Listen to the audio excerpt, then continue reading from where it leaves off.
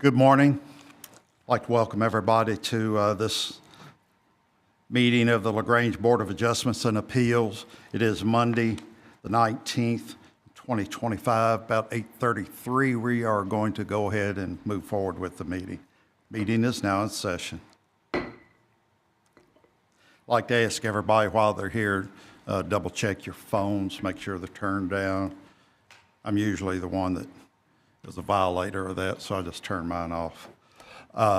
So this morning we have one on the docket in front of us, and that is going to be docket LG 25-001. It's an application that's been filed for requesting front, rear, and side yard setback variances for 102 North Oak Street in LaGrange.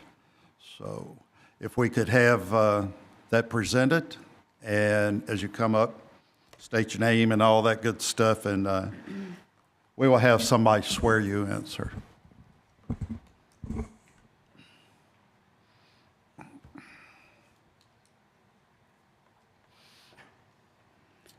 You're an attorney, right? Yeah. You don't have to be sworn in. John Hine, Oldham County Planning and Development Services. Raise your right hand. Do you solemnly swear or affirm to tell the truth, the whole truth, and nothing but the truth? I do. Thank you. Go right ahead.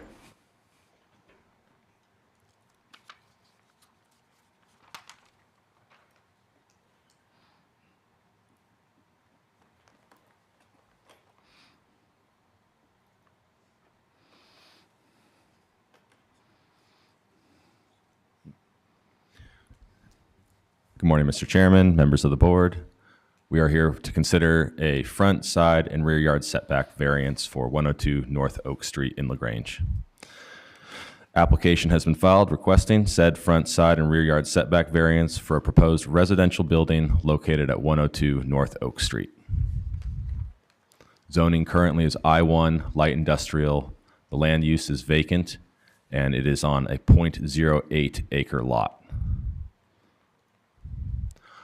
For our site history, on March 25th of 2025, Oldham County Planning Commission approved docket PZ 25-00011 for a waiver for residential use in an industrial zoning district with a vote of 9-0.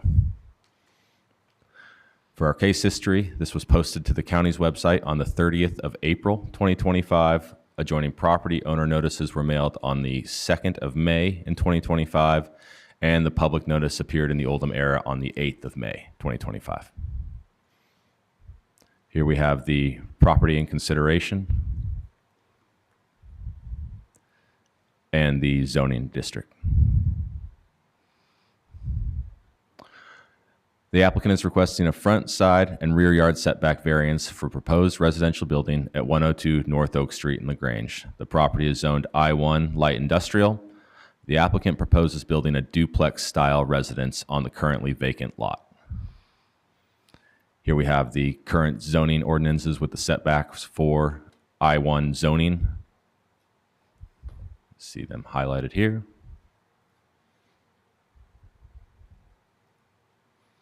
The lot size and current zoning designation necessitates variances to be considered for any proposed building. There are multiple residential use buildings adjacent to this property in the same I-1 zoning district. Here we have the plans that were presented to the staff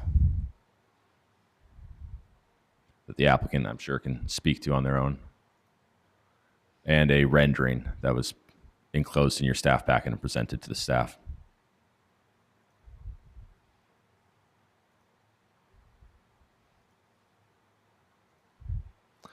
Photos of the lot as it currently sits. You can see residential use is adjacent to it already on both sides and behind it.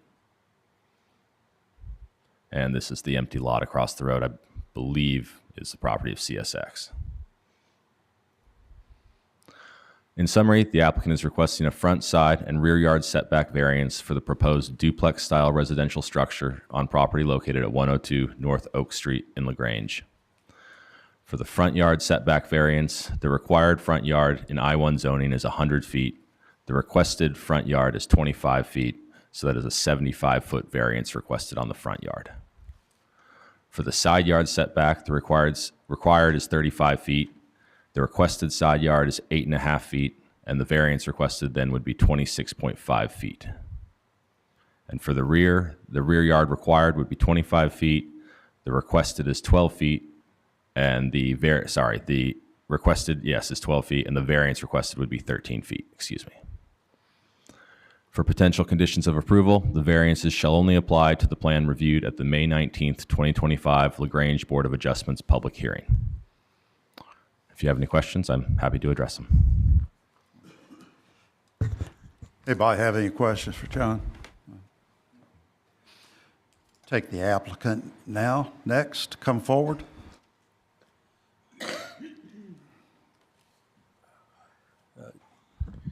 Good morning. I'm Stacy Ginn. I'm an attorney that represents Platinum Homes LLC, owned by Mr. Lance Hall. And What was that last name, it's sir? Ginn, Ginn. And your address, please? It's a 7164 Highway 421 North, Milton, Kentucky, 40045. Thank you. Go ahead. As was stated at the March Planning and Zoning meeting, Oldham County approved a zoning waiver for the lot. It's currently, as was pointed out, is zoned an industrial, light industrial, and the board approved a waiver. So we're here before you today to ask for the variances that Ms. Ryan stated. In order to use the lot as it's currently configured and within the context of what is around it, the variances from the industrial requirements would have to be changed to some degree to put anything there. So when we look at that particular area and how it's zoned, for instance, if you look at the current designation, the lot itself is actually too small to meet those requirements. In other words, you couldn't go back inside enough. So it basically forecloses any industrial use. I believe the Planning Commission agreed with my argument before them that in reality, if this were to be rezoned at this point in time, it would probably fall within characteristics of an R4A designation under your all's current planning and zoning ordinance. I think this area back some time ago when it was mapped industrial because of its location and certainly as it was situated to the railroad before anything was developed out. And then over time, as you can see from the information that was provided, there's residential areas now that surround the lot on Oak Street. Believe there's some apartments across the way, and then you have the vacant lot, which I think is railroad property. Again, to be used properly, the variances that are requested would be necessary to allow either, in this case, a two-family unit to be built or a single-family unit for that matter. We feel like from an area perspective and what's situated around there, what Platinum Homes is proposing to build would be a nice addition to the neighborhood. It's a two-family, as you can see from the diagrams, two-family duplex, and it would fit in with the characteristics that are currently in that neighborhood. The variances that we're requesting pretty much fall within the standards of the R4A designation. And again, I realize it's not zoned that way, but I'm using that as a benchmark because if this were to be rezoned today or remapped, I believe that would be the appropriate zoning designation for this area. So the setbacks will allow enough room to come off both the front and the rear to have a proper yard for the duplex, provide, I believe, 4 parking spots off-street 2 for each unit. And then, of course, you have the side setbacks are within plenty of variance to be off the property lines that exist on either side. So that's the basis for which we're requesting the variance this morning. Anything else we need to add? I think that's Great. Any questions by board members? I'm just curious myself. The home that used to be there, I know it was whenever years ago was burned and gone and all that now. Did it have a similar footprint to what you're recommending here, or? Yeah, could you come up front, please? And we'll also need to swear you in, sir. Raise your right hand. Do you solemnly swear or affirm to tell the truth, the whole truth, and nothing but the truth? I do. Thank you. Lance Hall, 1282 Hardy Creek Road, Bedford, Kentucky, 40006. Okay. From my If you could speak a little from closer. my There you go. understanding, the existing home that was there is similar to what footprint-wise. Mm-hmm. Of what was, I'm pretty sure it was a 2-story building. I didn't own it. I don't remember. Yeah. I didn't own it when Just it was remember a house being when there. it burnt, but I'm almost positive it was similar footprint. So I it think it had resembled those- the house next to it, which would 100? be the one to the. Is it the south? I don't know. It's owned by H&Z. But I couldn't find any record, even a PVA card, and it already showed it a vacant lot. So I mean, Okay. Oh, we do? Okay.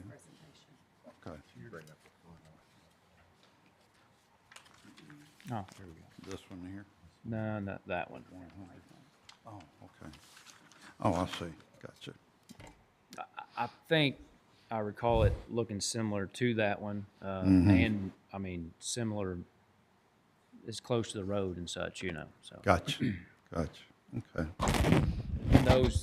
that house actually has no off-street parking, like they park on the street. Mm-hmm. So And, I'm requesting the rear one to get parking off of the street. so you would have your they parking can park at the in front rear of it? No, Oh. they'll park in front of the building. Okay, gotcha, I see now. Yeah, it looks like this will be a 2-story floor plan with, I think, a footprint of about 990 square feet. So it's going to be a fairly efficient footprint for the lot, and would be looking at the surrounding homes there. I think it would fall well within those footprints.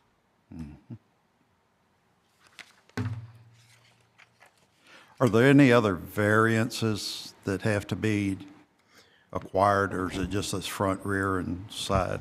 Those are the only ones that would be required. And as I pointed out, it was already waived for its land use by the Planning Commission. And again, really, in order just to escape economic hardship, in order for the lot to be utilized again, these variances or similar variances would need to be permitted to do just about anything on that lot because it's the way it's situated and because of its size. So we feel like the variances that my client is requesting fall within a reasonable standard, I would say, based on the area. All righty. Is there anything else you'd like to say about the project, or anybody else here speak in favor of the project? I'd just love for it to get approved so I can get started. All righty. Thank you. Again, any discussion amongst the board, or question for the applicant or anyone else? Are there any oppositions present here that would like to speak? Yes, sir. If you come forward, state your name, address, and to be sworn in, please. Good morning. Morning. Raise your right hand. Do you solemnly swear or affirm to tell the truth, the whole truth, and nothing but the truth? I do. Thank you. My name is Robert Kamer Jr. I own the property at 104 North Oak. Oh, my address is 3001 Hambletonian Court, LaGrange, Kentucky, 40031. Thank you. Robert Kamer III. Address is 502 North 4th Street, LaGrange, Kentucky. Fantastic. And what did you have to say, sir? Well, first off, we've owned the property that we have for some time. The other house was still there at that time. And the footprint was a bit smaller than what is being requested here. One of the issues that we have with it is the amount of, I don't know what you really want to call it, but the driveway aspect of it, we have runoff from that lot now, but some of that goes down into the ground, and with the driveways being what they will be, we will get a whole lot more runoff into our crawl space. Okay. He's going to speak for me for some other things, if that's okay. Yes, sir. All right. Okay. Thank you. I did attend the March Planning and Zoning meeting. Unfortunately, I think it went about 5 hours with a break in between, so I didn't get to finish or speak at that meeting, but I did watch it on video. So it was the March 25th Planning Commission meeting. There was a property that was brought up. It was 2616 Singleton Lane that was zoned Industrial 2 and was given a waiver to build a residence on. I did look up 2616 Singleton Lane. It is a 40-acre lot. That's substantially different than a .08 lot within the city limits. Singleton Lane is outside of the city limits. There was, and I'm probably going to recap a lot of what has already been said, but there was asked for a waiver for an industrial to allow for a duplex-style two-family home. Like I said, the 2616 Singleton Lane was used as the reasoning to move forward with a waiver. There was discussion about R3 versus R4A from the applicant, from their legal representation. That was also brought up today. So it sounds like they don't really know what it should be zoned. The lawyer did indicate that this is a classic zoning change, but instead pursued a waiver based on the fact that there was a single-family home before. Those were their testimony from the March meeting. The property behind Oak Street was formerly a commercial property, so I'm kind of disputing a few of the facts that were presented. So that property runs the length of the backyards on 4th Street. I do agree that it is currently a residence, but it was formerly a commercial property. It was a dog grooming property or business. The property directly across the street, this has also kind of been covered, but it was formerly the Southern States Fertilizer Distribution Site. It is owned by CSX Railroad. So I'm not disputing the ownership, but it was also used as a commercial property in its past life as well. In the meeting, it was asked to change, the current zoning is I-1 light industrial, and the future land map did show that this space was projected to be used as commercial space, that whole side of Jefferson Street. Those were also some facts that were presented in the March meeting. Just a few closing things. This is currently a 4-lot street. There are 3 lots on one side of the street, so that are the residents, the current residents, the vacant lot, and then the house at the end, which is currently vacant and is not a residence currently. On the other side of the street, it is one lot that is the whole length of 4th Avenue. I know parking has been brought up some, but parking on this narrow street is already a challenge. At any time from the property that is currently on the screen, there is anywhere from 1 to 4 vehicles parked on that street. We have trouble pulling into our own parking on our property. There is parking that is on the left-hand side of this home that is on the screen. However, they have put some dog kennels and some other stuff. So I guess what I'm trying to say is parking on the street is already difficult. There was a single-family home there previously. We did know those residents. They did have 2 vehicles. They had some children that were not of driving age. If there was a single-family home allowed to be put back on the vacant lot, I would suspect it would be anywhere from 2 to 4 vehicles to be added as far as additional traffic on the street. With a duplex, with 2-unit duplex, I would suspect that there'd be anywhere from 2 to 6 vehicles added to the street, just with a mother and a father and a child, all being of driving age. My father's already added, so there's currently a drainage issue from stormwater runoff, also from water percolating from below. I don't think that adding this structure is going to improve that situation for our property at all. I haven't really seen anything as far as a drainage plan for this site, so I don't know why that hasn't been presented. And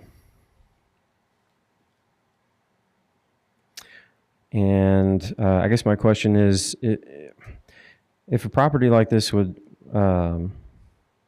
like to be used for something different than what it is zoned, I'm not sure why it's not asking for a zoning change and then to be presented in front of the city of LaGrange to consider. That's not unprecedented. We've had many other properties be brought, will go through the process and then eventually be brought to the city for rezoning. What I'm asking this body is to deny the setbacks variances and make the recommendation for a zoning change if so desired by the applicant. That's all I have to say. All righty. Thank you very much, sir. Thank you. Thank you. Any questions for the folks?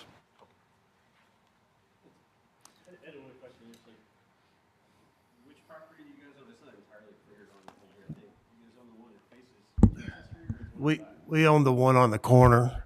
It does face Oak. Yes, sir. 104. Yes. And you use the business as, that structure is what, sir? Go ahead and answer that one. It was a residence and before, I guess even farther back history, this property and the vacant lot were owned by Mayor Nancy Steele many years ago. She did use them as residences at that time, as far as we know. You could see there's a shed that straddles the property line area. She bought that shed, she put in a wall in the middle, and she basically let the 2 properties use them as outdoor storage. And so this was used at one time as a residence, but is currently not used as a residence or anything. It's not a business. It's vacant. I did leave one other fact, and I'm sorry. We are I hate to say disputing, but maybe confirming the property lines. We did contact a land surveyor. Unfortunately, we were not able to have that survey completed prior to this meeting, but it is in the works. These are older properties. It's harder to find the property pins and so on and so forth. So then what you are stating is that the property at 104, you do not believe that what's currently shown for 102 is the correct property lines? Primarily where the fence line is that you can see on your screen, debating where that property line is. That the what now? Where maybe I'm not doing a good job here. So on your screen where the fence line is. The fence line? Yes, sir. All right, we're talking about the big corner house here. Is that 104? That's 104. Okay, What's on and your the screen? fence you're talking about running across, it appears to be the front. Is that right? There's a little bit that runs across the front. The rest of it runs down towards the shed. Okay, So we are trying to confirm where the property line is. There was a stake that was put up there, I'm assuming by the applicant at some point, that is in part of our driveway. okay. So you are contesting the application here with the idea that it would be the right side yard that's drawn on here Yes, sir. is infringing on your father's property? Is that Yes, sir. correct? All righty. But you do not have, did you say that you were in the process of getting a Yes. survey done? A surveyor was contacted. He said it would take about 6 to 8 weeks to get their survey completed, which unfortunately has not been completed prior to this meeting. All right. Any other questions for these gentlemen? Okay. That's all I have for right now. Thank you. Could I have the applicant please come up and, yes, thank you.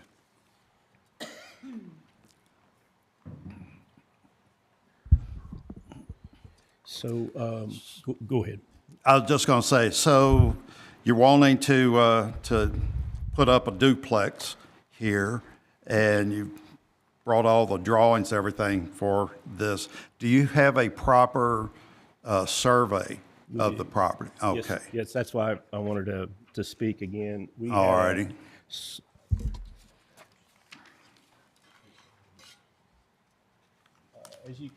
As you can see, the survey, I believe, was performed by Mr. Jim Piles in 2021. I can't see it on here. Oh, there you go. Oh, gotcha. All right, Yeah, go so- ahead. Yeah, so Mr. Jim Piles performed a survey, I believe, in 2021.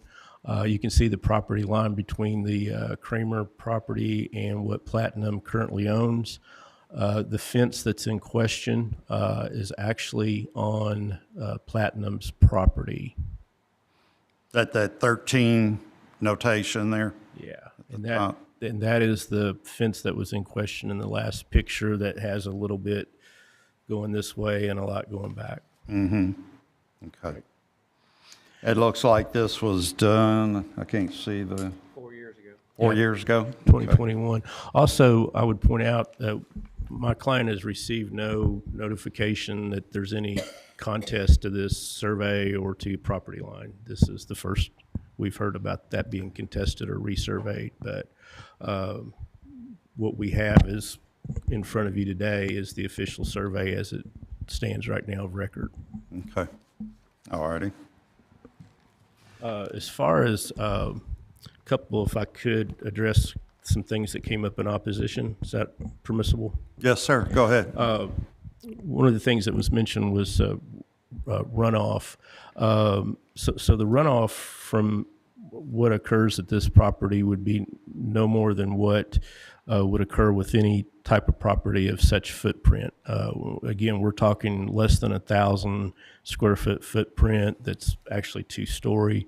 And Mr. Hall would probably be better at addressing runoff than I could in terms of construction and all that, but that would be no more, in my argument, than what would have existed before with the residents on that property. The other thing that I think was mentioned was parking. Mr. Hall's actually designed this, and with the setbacks, if permitted today, would allow for 4 spaces off street. So that would alleviate some of the parking along the street and the congestion that was brought up. So you would literally have 2 per unit parking spaces, which is standard. Yeah. Required per Per unit, yes. the county. I'm sorry. Per ordinance, correct.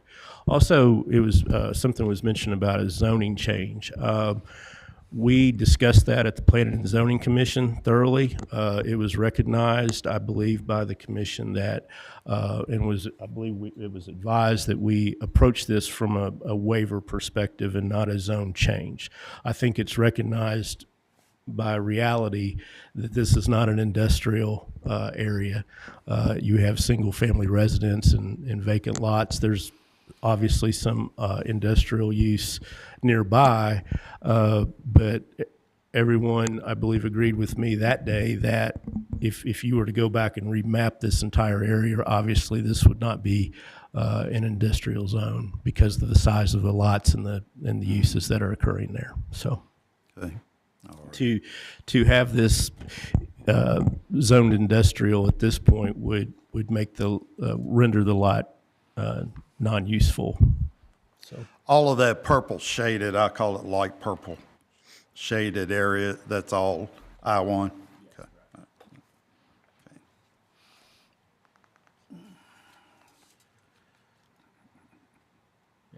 All right, then I don't have any problems with the survey that was there.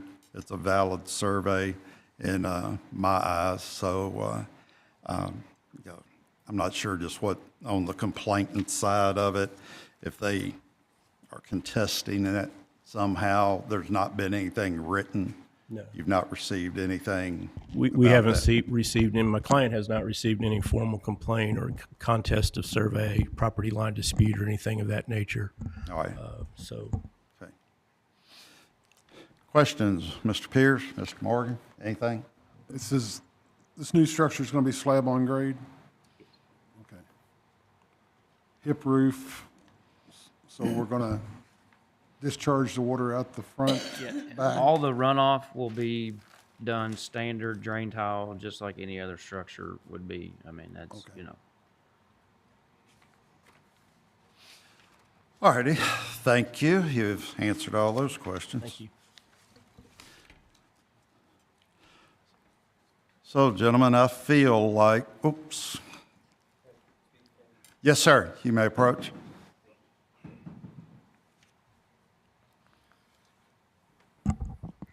I'm not disputing that there wasn't a written contest on the property line given to the client. There was also not a, or given to the applicant, sorry. I will say when they did their survey, there wasn't a survey provided to, as far as I know, to 104, 100, 309, or 401 adjoining property owners. So I guess this is our dispute, verbally and on the record.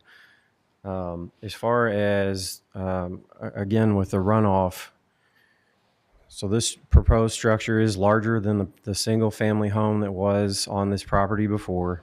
There was also no off-street parking prior to this application, so the backyard for the single-family home was much larger than what's proposed. I just find it hard to believe that a larger structure and adding 4 paid parking spots are going to improve the water runoff situation that we have to deal with at 104. We do have a driveway now. It is in gravel. I find it hard to believe that it's going to improve our situation if allowed to put a duplex with 4 parking spots on this lot. I would like to add, I'm not opposed to a single-family house or something like that, but if you see water run off of a parking lot, it's asphalt, you get a lot of water that runs somewhere. We're downhill from that, and that's a big concern with us is the runoff from the parking lot. And even if they have drain tiles, where's that water going to run to? It's going to run down to us. That's all I've got. Yeah. All righty. Same. I'm not disputing that this property shouldn't and couldn't be developed by the applicant or somebody else at some point, but it was a single-family home. Now they're requesting a duplex with 4 parking spots. Just don't feel like that helps the situation specifically for our property, but for the surrounding properties. Okay. All right. Thank you. Thank you.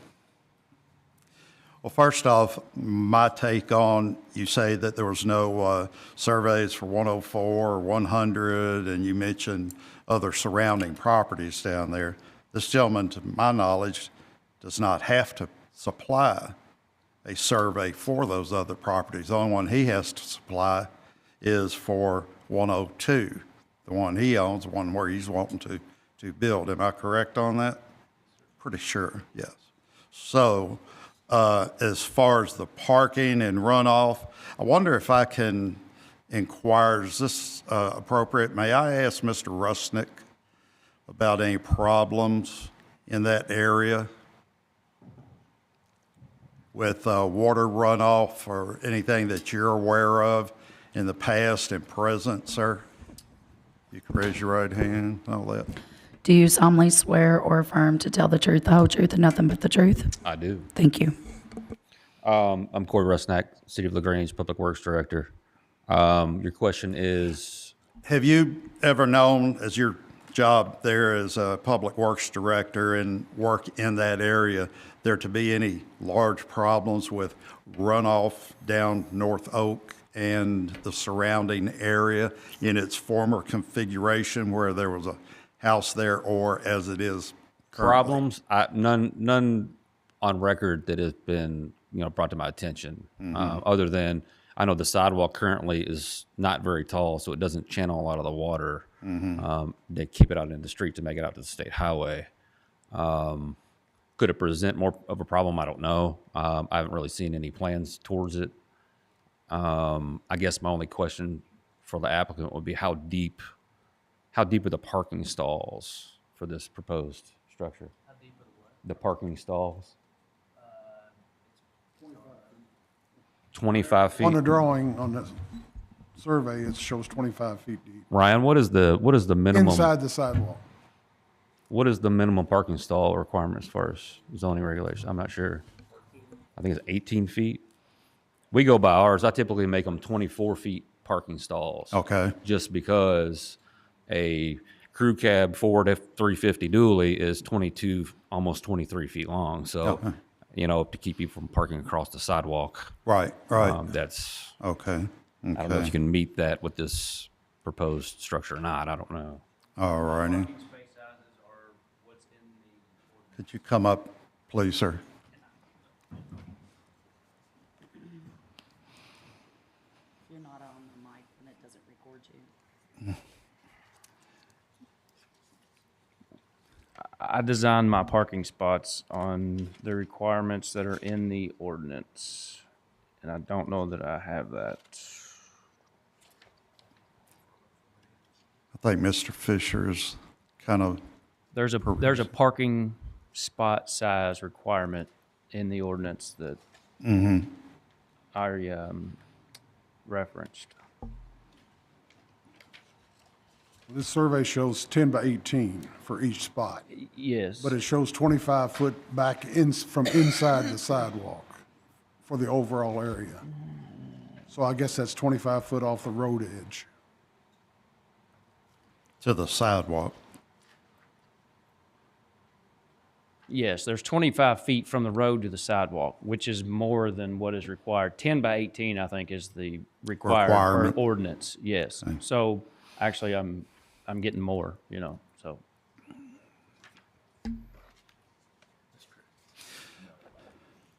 Sir? Okay. Well, go ahead.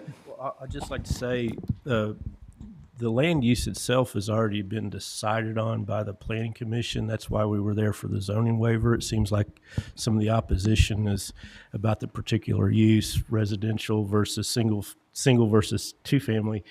That's a decided matter in terms of the use.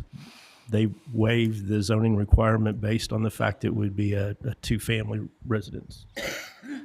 All righty. I guess the only other thing I'd have to say is I'm not contesting anything with the house. I have nothing to say as far as that. Just as far as issues that the city would have in regards to this would be parking.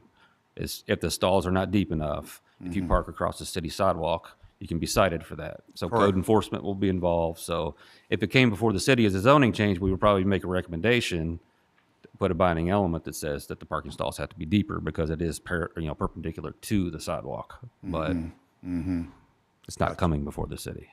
Okay. all Thank I you. got. Thank you very much. Thank you. Mr. Kamer?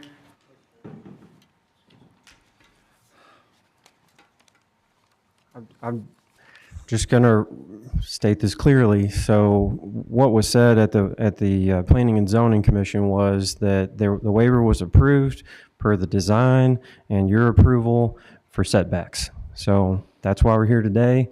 If you denied the setback, then that would deny the waiver.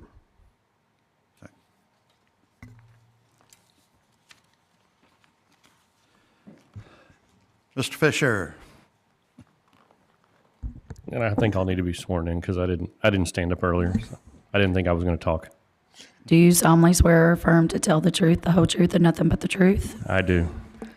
All right, Ryan Fisher, Director, Oldham County Planning. So a couple things. One is, Mr. Kamer did just make the statement that, the Planning Commission did approve residential use within an industrial area, which there's been some talk about that area. There's, when zoning first started, they made all that area industrial, thinking along the railroad tracks that would be industrial. It's historically over time been used majority residentially. I have had conversations with Beach about looking at maybe the city initiating a zoning change to make all that area residential, because this isn't the first time we've had where we have to go to the Planning Commission for that waiver of the residential use in the industrial. So in order to curb that in the future, to maybe look at a zoning change in that instance, maybe being initiated at the city level. The other thing I just want to note is if you look at the zoning restrictions in each of the zonings that would allow for a two-family duplex, you're looking at R3 and above. All right. So in regards to the setbacks, which is what you all are hearing today, in R3, the front setback would be a required 30 feet, side would be 7, and rear would be 25.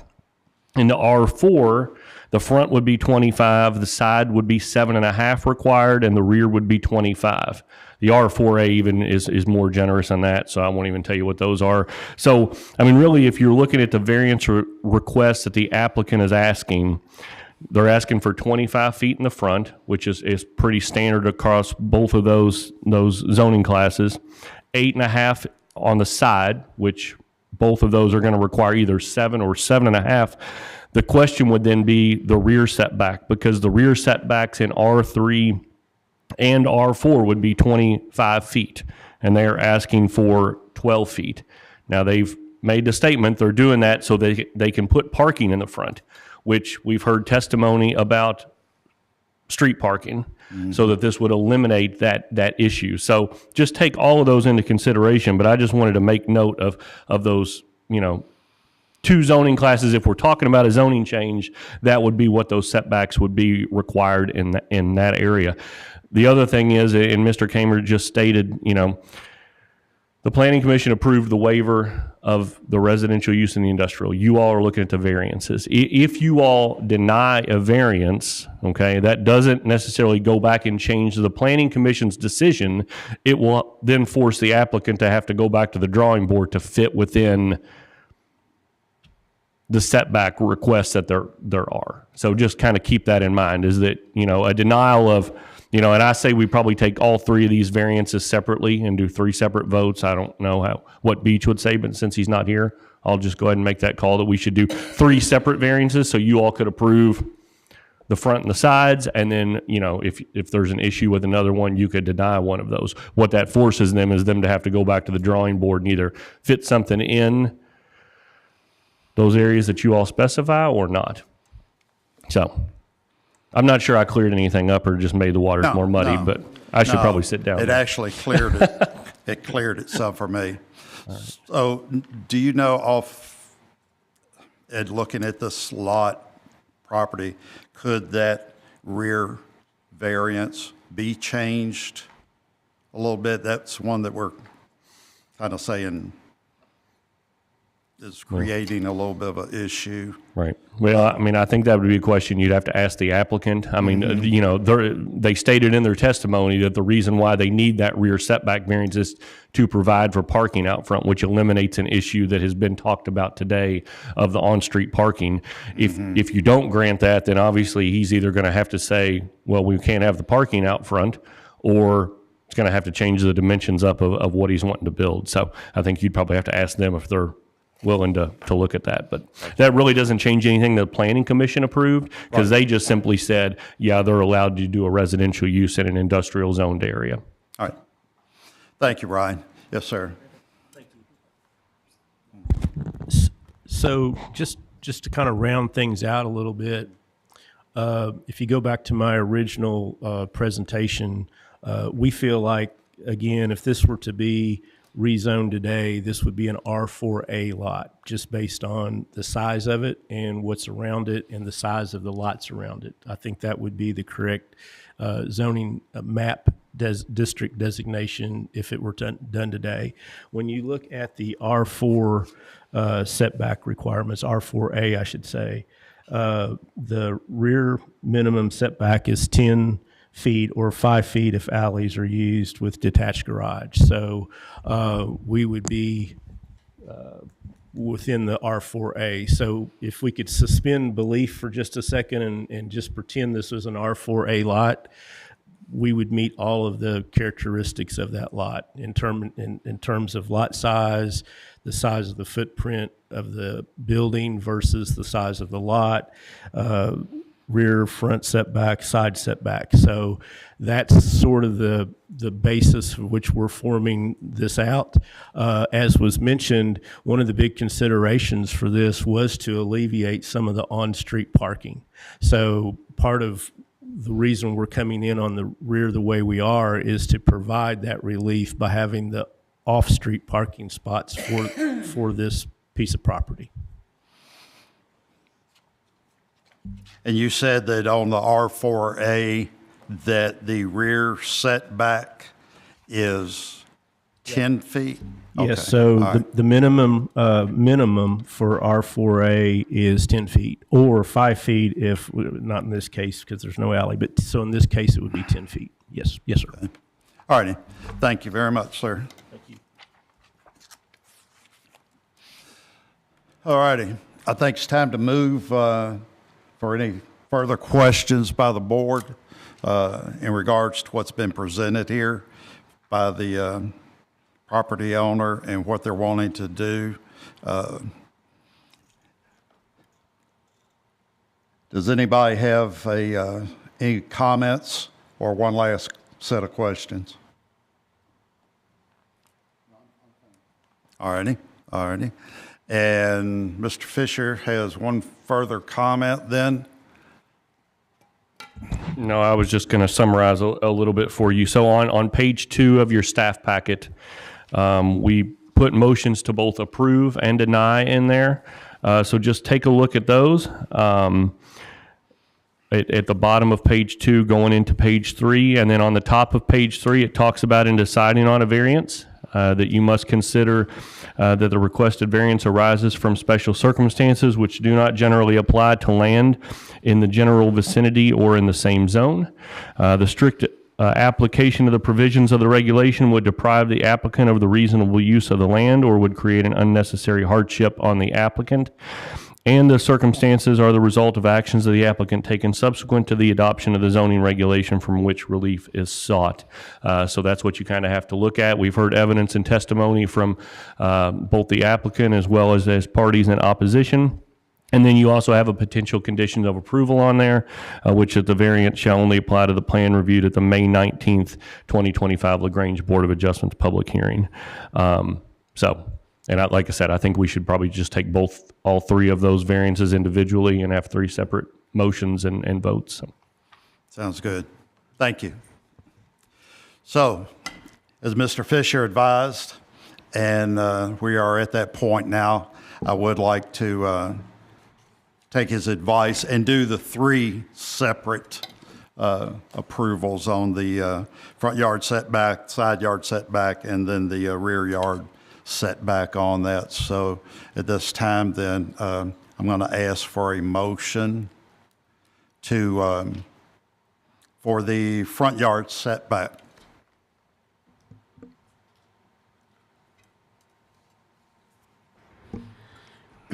So I'll make a motion to approve the variance for the front yard setback because it will not adversely affect the public health, safety, or welfare, will not alter the essential character of the general vicinity, and will not cause a hazard or nuisance to the public, and will not allow an unreasonable circumvention of the requirements of the zoning regulations because the strict application of the provisions of the regulation would deprive the applicant of the reasonable use of the land and would create unnecessary hardship of the applicant.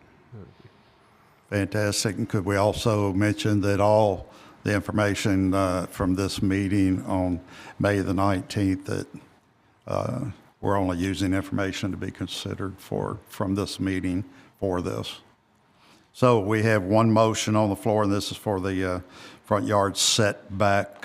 Do we have a second to approve the front yard setback? Second to approve. We do have a second to approve on the front yard setback. All in favor then, say aye. Aye. Any opposed, nay? So the motion is approved for the front yard setback. Let's go for the side yard setback now. Can we have a motion for approval on the side yard setback? I'll make that motion. I'll move to approve the variance on the proposed side yard setback variance because it will not adversely affect public health, safety, or welfare, and will not alter the essential character of the general vicinity, will not cause a hazard or nuisance to the public, and will not allow an unreasonable circumvention of the requirements of the zoning regulation. Because the strict application of the provisions of the regulation would deprive the applicant of reasonable use of the land and would create an unnecessarily hardship on the applicant. So we have a motion to approve the side yard setback now. Is there a second for that motion? Second. Motion and a second. And all those in favor of approval, vote, say aye. Aye. Aye. Anyone opposed? There being none, motion passes. And then finally, a motion for the rear yard setback.